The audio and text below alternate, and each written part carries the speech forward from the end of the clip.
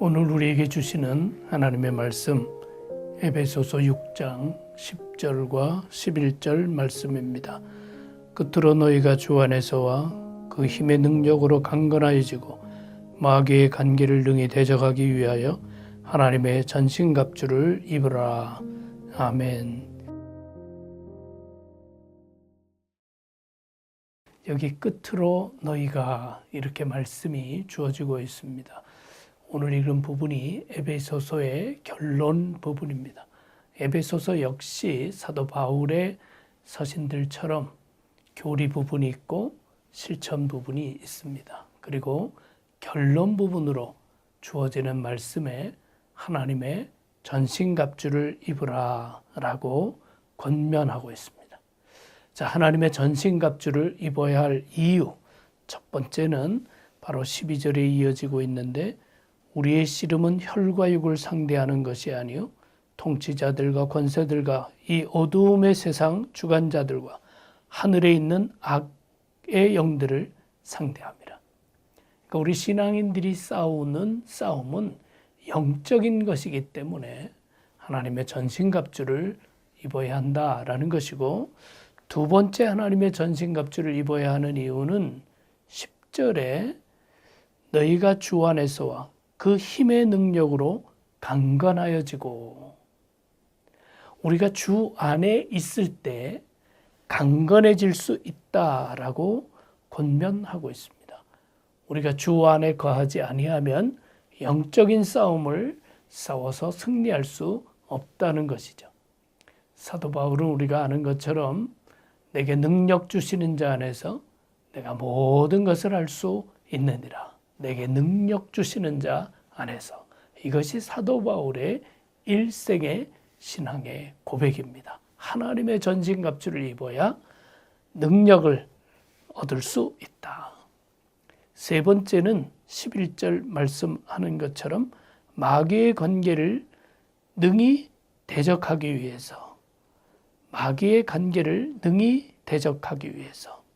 13절에는 악한 날에 승리하기 위해서라고 표현하고 있습니다.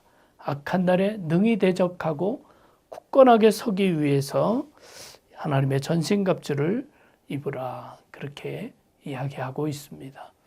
우리가 아는 것처럼 하나님의 전신갑주는 진리의 허리띠도 있고요, 의의 호심경이 있고, 평안의 복음의 신도 있고, 믿음의 방패도 있고, 구원의 투구도 있고, 성령의 검, 곧 하나님의 말씀이 있고, 기도와 간구가 있습니다. 이 하나님의 전신갑주 중에 특별히 우리가 몇 가지 주목해 보면 결정적으로 중요한 것, 첫 번째로는 구원의 투구입니다. 아마 우리가 머리를 감싸는 것은 그 어떤 부위보다 중요하기 때문이죠. 바로 구원의 투구를 써야 된다. 우리가 신앙인이 되기 위해서 예수 그리스도를 주로 고백하고 물과 성령으로 거듭나고 구원받은 하나님의 사람이 되고, 이것은 절대적으로 중요한 것입니다. 참 신앙인이 된다는 것은 교회를 오래 다닌다라는 것이 아니라 예수 그리스도의 사람이 되고 예수 그리스도의 보혈의 공로로 구원 얻어서 거듭나고, 바로 그것이 본질적으로 중요한 것이죠. 두 번째 주목할 것은 유일한 공격 무기입니다. 그것은 성령의 검, 곧 하나님의 말씀을 가지라 라고 권면합니다. 다른 여러 하나님의 전신갑주가 있지만 다 수비 무기라면 결정적으로 공격 무기가 나오는데 말씀입니다.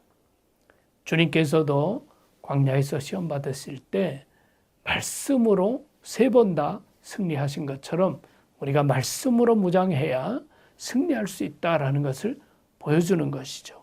세 번째 생각할 것은 전천후 무기입니다. 그것은 기도와 간구입니다. 우리가 늘 깨어서 기도하고 하나님께 아뢰고 이 삶이 있을 때 어떠한 경우, 어떤 곳에서 어떤 문제이든지 하나님께서 지혜와 능력으로 함께해 주신다. 제자들이 귀신 들린 아이를 고쳐주지 못했을 때 왜 우리는 고치지 못했습니까? 그때 주님께서 해주신 말씀이 기도 외에는 이런 능력이 나갈 수가 없다라고 깨우쳐 주었습니다. 우리가 전천후 무기는 기도와 간구이다.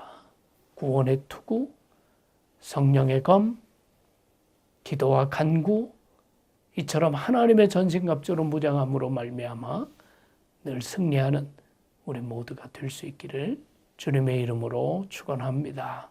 기도하겠습니다. 사랑해 주님 감사합니다. 우리들 그리스도인 삼아 주셨사오니 하나님의 전신갑주로 무장하고 승리하게 하여 주시옵소서.